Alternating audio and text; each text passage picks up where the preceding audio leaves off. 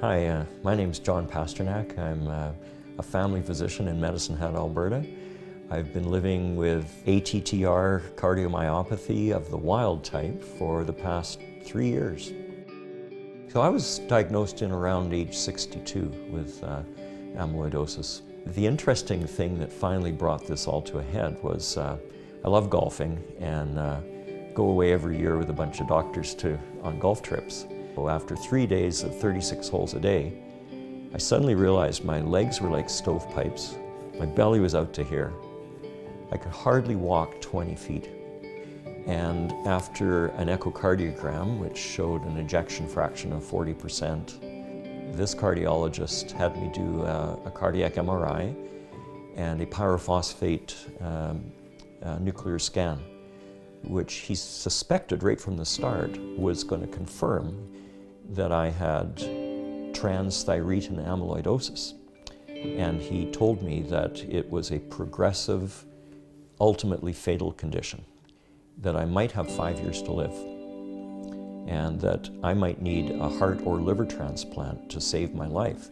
And like any patient who's told a bad diagnosis, the feeling is, why me? It was pretty hard on everybody in the family. My kids were first, of course, very shocked that their dad has a really strange heart condition, and also with the specter that it could be genetic. They were extremely reassured when my genetics came back to prove it was wild type, so that they knew that they weren't facing a difficult time down the road themselves. And of course, my wife, we've been very close for 40 years, and she's never imagined what it would be like, to lose me.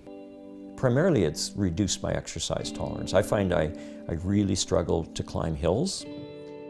I struggle if my blood pressure is higher, so I have to avoid salt. I have to check my blood pressure regularly. I continue to play golf, but I have to take a power cart. Since I've been doing reasonably well, Dr. Fine has encouraged me to try and get back into shape because it's safe to do.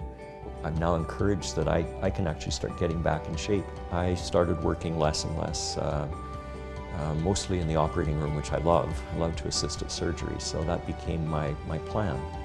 And like anyone else, I guess you start to figure out a bucket list of things you've probably not yet done in life, but always planned that you were going to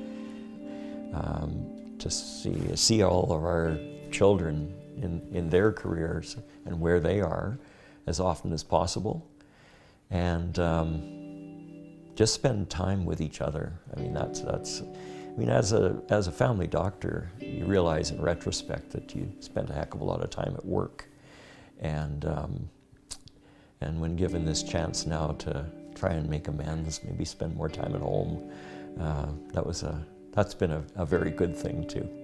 If there is hope for the future of drugs that can slow the process down, then the earlier the diagnosis, the better.